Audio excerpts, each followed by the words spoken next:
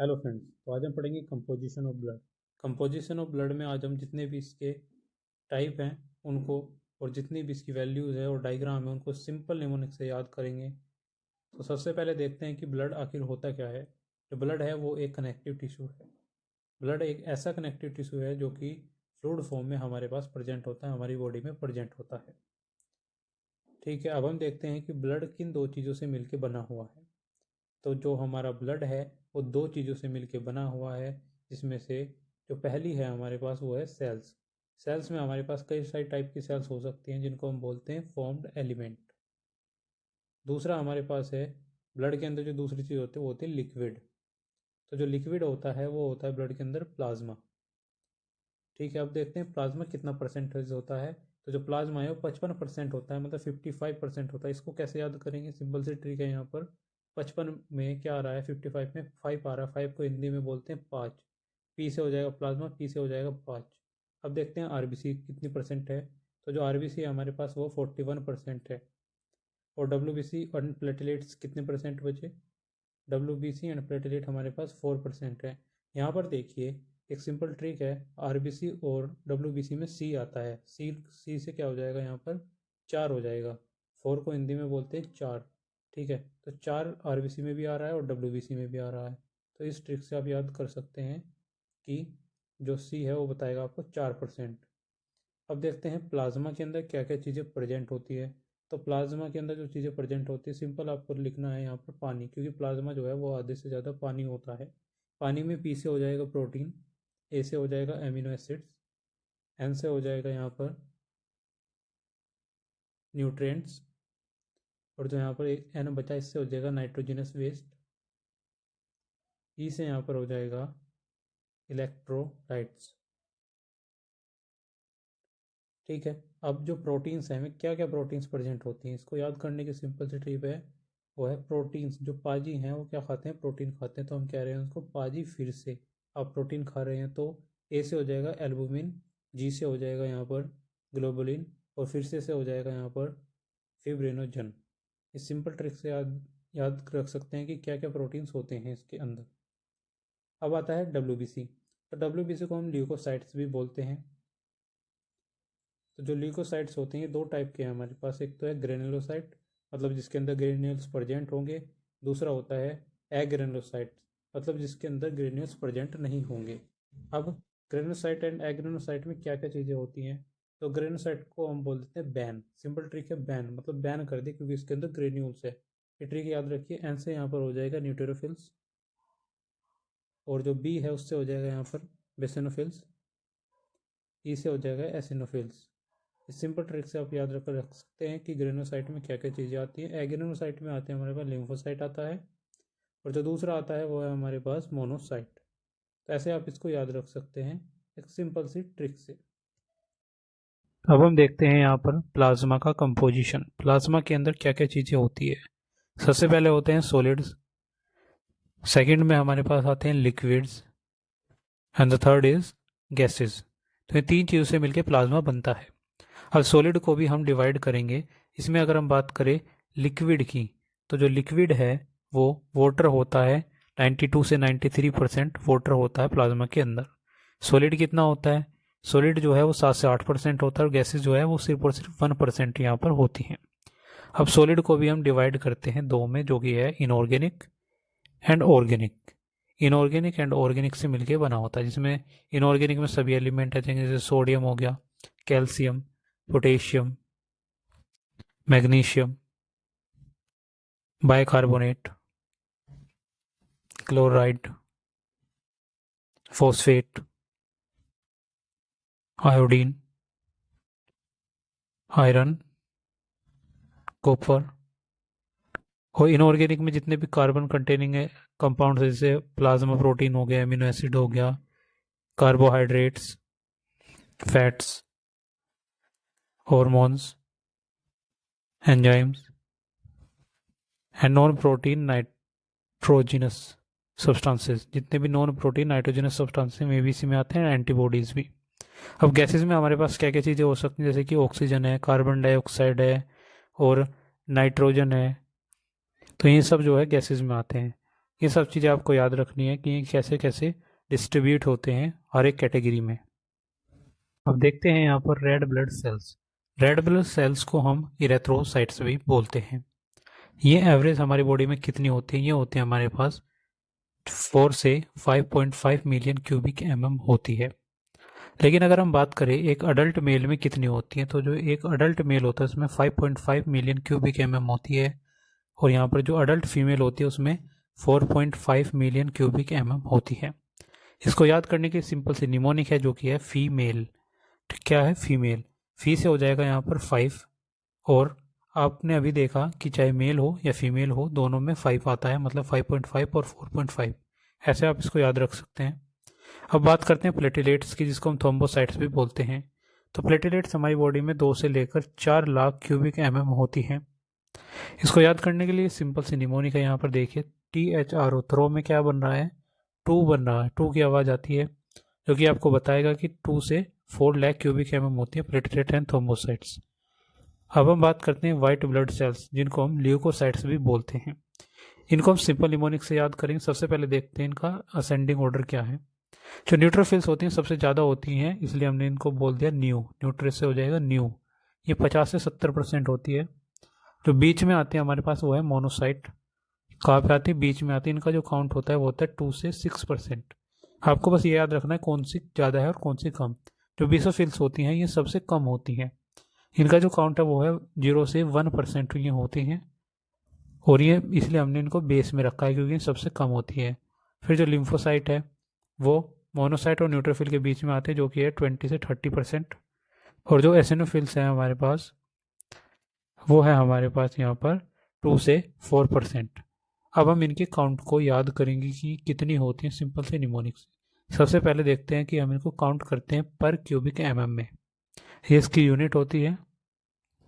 तो जो न्यूट्रोफिल्स होती हैं 3000 से 6000 होती है, 3000 से 6000 होती हैं। इसकी सिंपल सी ट्रिक है, यहाँ पर आपको न्यूट्रोफिल्स को तोड़ना है। यहाँ पर जो TRO है उससे हो जाएगा 3, जो कि आपको बताएगा कि ये 3000 से 6000 होती हैं। बात करते हैं लिम्फोसाइट्स की। जो लिम्फोसाइट्स होता है ये होता है हमारे पास 1500 से 2700, 1500। तो यहाँ पर जो लिम्फोसाइट है इसमें PHO आ रहा है, जिससे हो जाएगा 15। जिससे क्या हो जाएगा 15। आप इसको ऐसे याद रख सकते हैं। अब हम बात करते हैं मिडल में जो है मोनोसाइट। ये होती है 200 से 600। इसकी कोई भी निमोनिक नहीं है मेरे पास। अब हम बात करते हैं एसिनोफिल्स। तो एसिनोफिल्स को हम कैसे याद करेंगे? इसको भी हम थोड़ा तोड़ते हैं। यहाँ पर EOS आ रहा है। जो S है वो कैसा है? जो S है, क्या हम इसको 5 लिख सकते हैं? बिल्कुल लिख सकते हैं, 5 के जैसा ही है। तो उससे जाएगा 150 से 450। ठीक है, आप इसको ऐसे याद रख सकते हैं। सिंपल सी निमोनिक है यहाँ पर। अब बात करते हैं बेसोफिल की।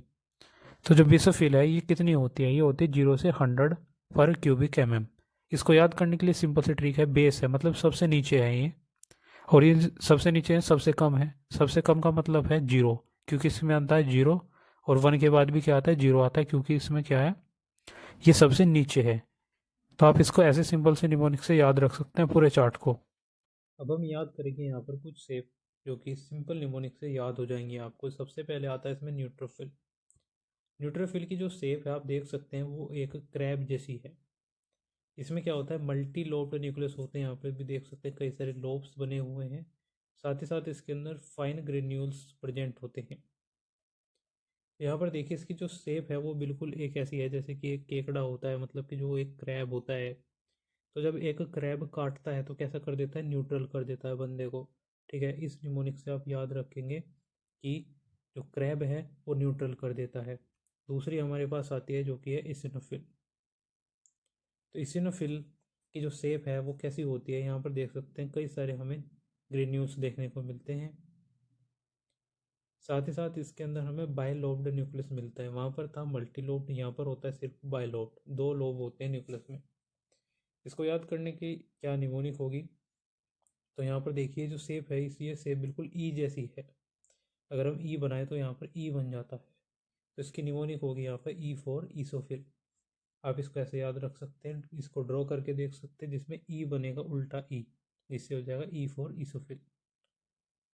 अब हम देखते हैं यहाँ पर बिसोफिल। तो बिसोफिल की शेप कैसी होती है? तो जो बिसोफिल होता है इसमें इसमें भी कई सारे ग्रेन्यूल्स हमें देखने को मिलते हैं। साथ ही साथ इसमें भी हमें बाइलोब्ड न्यूक्लियस देखने को मिलता है।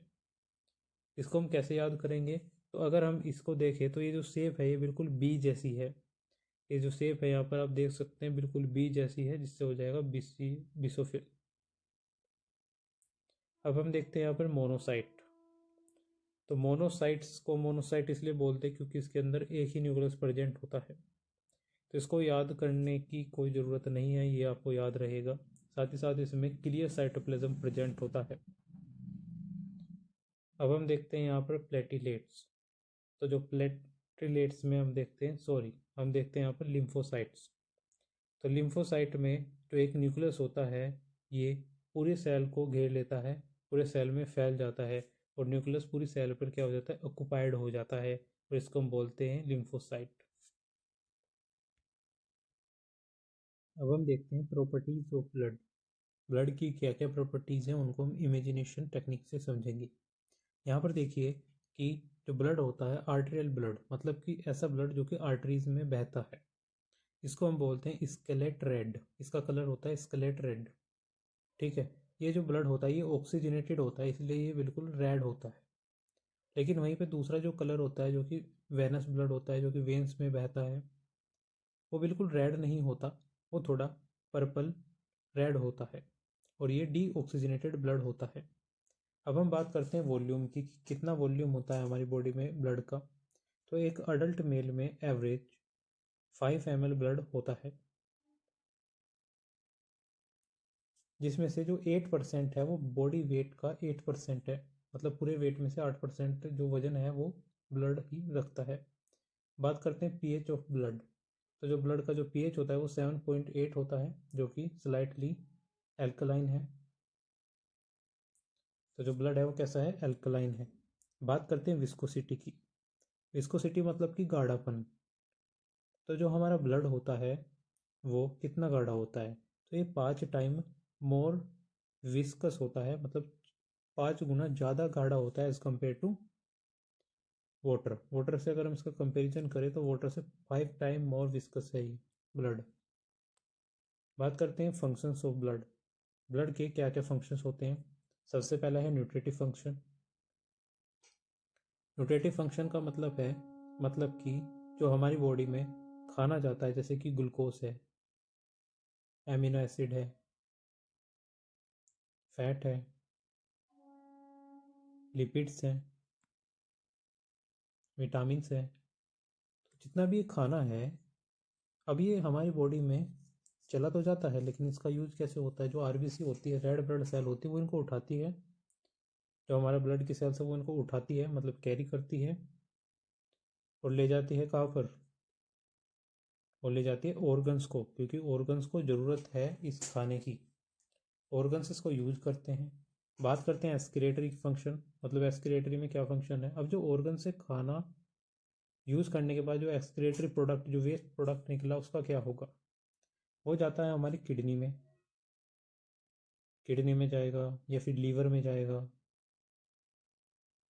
तो ये जितने भी एक्सक्रीटरी ऑर्गन है, किडनी, लीवर, और हमारी जो यहाँ पर स्किन भी उसी में आती है, तो स्किन में जाएगा वेस्ट प्रोडक्ट, जहाँ पर वो एक्सक्रीटेड आउट हो जाता है, मतलब कि यहाँ से निकल जाता है, एक्सक्रीटरी आउट हो जाता है यहाँ पर।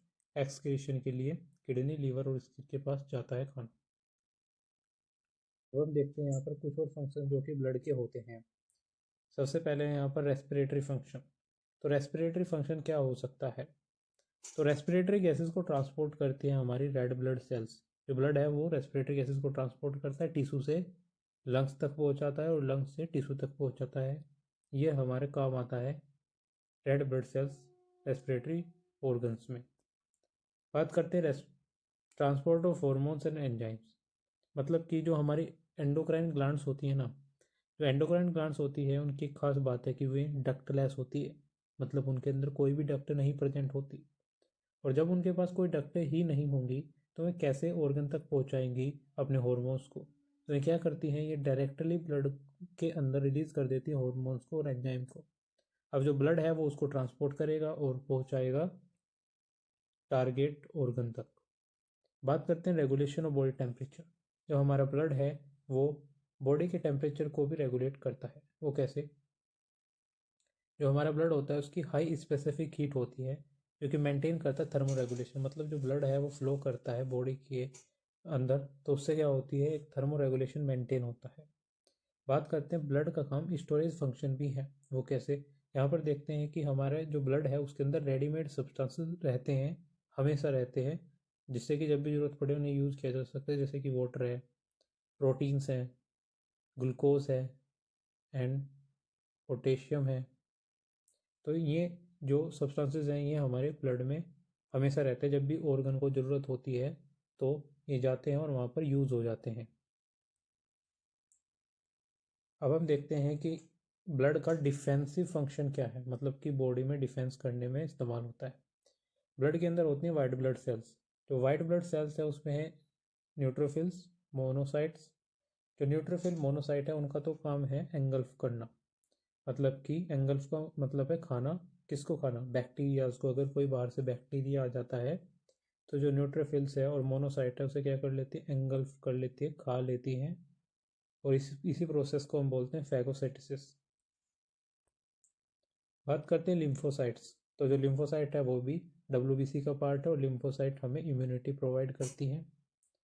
तो हमारी बॉडी में जो इम्यूनिटी प्रोवाइड होती है वो लिम्फोसाइट के थ्रू होती है। बात करते हैं इसिनोफिल्स।